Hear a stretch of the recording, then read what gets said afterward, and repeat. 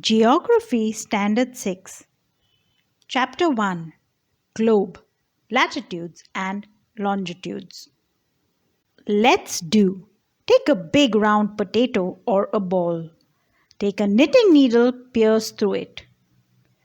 It resembles the axis shown in a globe. You can now move the potato or the ball around this axis from left to right. Our planet Earth is not a sphere. Sphere. It is slightly flattened at the north and the south poles and bulges in the middle. Can you imagine how it looks? You may look at a globe carefully in your classroom to get an idea. Globe is a true model, miniature form of the Earth. What is a globe? A globe is a true model in miniature form of the Earth. Figure 1.1. Globes may be of varying size and type. Big ones which cannot be carried easily, small pocket globes, and globes which can be inflated and are handy and carried with ease. The globe is not fixed. It can be rotated the same way as a top spins or a potter's wheel is rotated. On the globe, countries, continents, and oceans are shown in their correct size. It is difficult to describe the location of a point on a sphere like the Earth. Now the question arises as to how to locate a place on it. We need certain points of reference and lines to find out the location of places. We need certain points of reference and lines to find out the location of places. You will notice that a rod is fixed through the globe in a tilted manner, which is called its axis. 2 points on the globe on which the rod passes are 2 poles, the North Pole and the South Pole. The globe can be moved around this rod from west to east, just as the Earth moves. The west is on your left and the east is on your right. So move the globe from right to left. But remember, there is a major difference. The real Earth has no such rod. It moves around its axis, which is an imaginary line. The axis is an imaginary line. See how important your imagination is.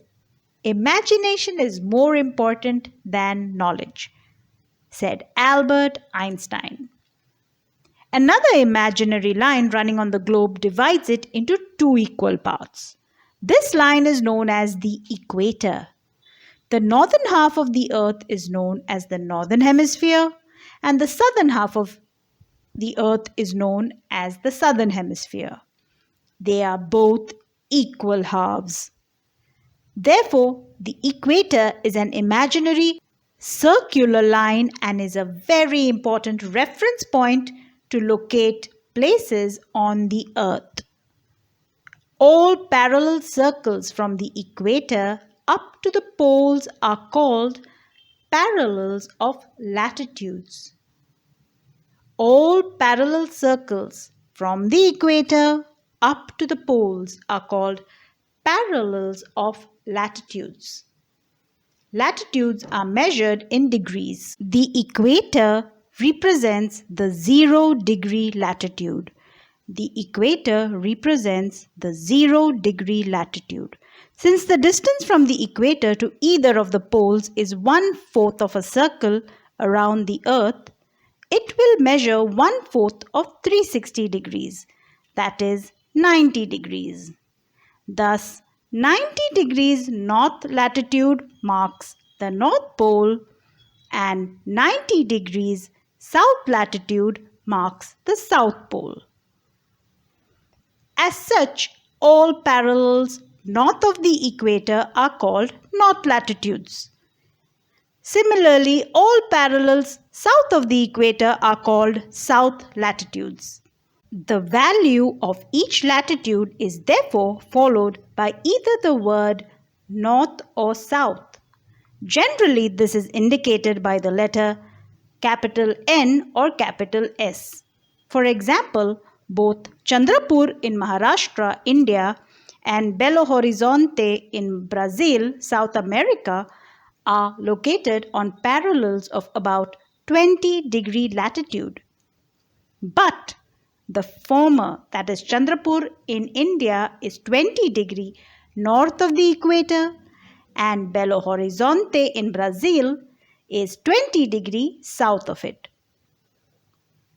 We therefore say that Chandrapur is situated at 20 degrees north latitude and Belo Horizonte is situated at 20 degrees south latitude. We see in figure 1.2 that as we move away from the equator, the size of the parallels of latitude decreases. So if we look at the parallels of latitude from the top, the parallel of latitude closest to the North Pole is like a baby bangle. The next parallel of latitude is like a child's bangle. The next is like a teenager's bangle. And the equator would be like your mama's bangle. So as we move away from the equator, the size of the parallels of latitude decreases. Did you know by measuring the angle of the pole star, the Dhruv Tara, from your place, you can know the latitude of your place? Isn't this an amazing astro fact? The pole star or the Dhruv Tara is a very, very special star. It is also called the Star of David. This was the star that led the three wise men on their way as they traveled to meet baby Jesus. David, Dhruv, isn't it amazing to have a star with your name? Important parallels of latitudes. Besides the equator 0 degrees, the North Pole 90 degrees north and the South Pole 90 degrees south, there are 4 important parallels of latitudes. Figure 1.3. 1. The Tropic of Cancer, 23.5 degrees north in the northern hemisphere. 2. The Tropic of Capricorn, 23.5 degrees south in the southern hemisphere.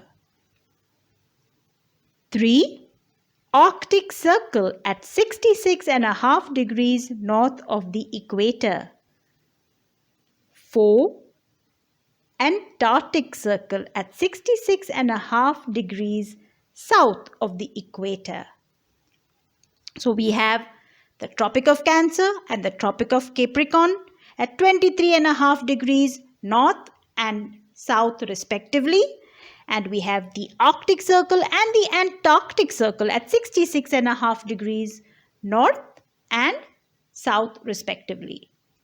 Heat zones of the Earth. The midday sun is exactly overhead at least once a year on all latitudes in between the Tropic of Cancer and the Tropic of Capricorn. This area therefore receives the maximum heat and is called the torrid zone. As shown in figure 1.4, torchlight falling on a straight surface is bright and covers a smaller area. The midday sun is exactly overhead at least once a year on all latitudes in between the Tropic of Cancer and the Tropic of Capricorn. This area therefore receives the maximum heat and is called the torrid zone, Torrid zone. Not the horrid zone, the torrid zone. The heat may be horrid, but the zone is called torrid. The midday sun never shines overhead on any latitude beyond the Tropic of Cancer and the Tropic of Capricorn. The angle of the sun's rays goes on decreasing towards the poles. As such, the areas bounded by the Tropic of Cancer and the Arctic Circle in the northern hemisphere, and the Tropic of Capricorn and the Antarctic Circle in the southern hemisphere have moderate temperatures. These are therefore called temperate zones. These are therefore called temperate zones. If you live in the temperate zones, you will never get to see the midday sun overhead. Come to the torrid zone, and then you can see the midday sun overhead. We're done with torrid, we're done with temperate. Areas lying between the Arctic Circle and the North Pole in the Northern Hemisphere and the Antarctic Circle and the South Pole in the Southern Hemisphere are very cold. It is because here the sun does not rise much above the horizon. Therefore, its rays are always slanting. These are therefore called the frigid zones.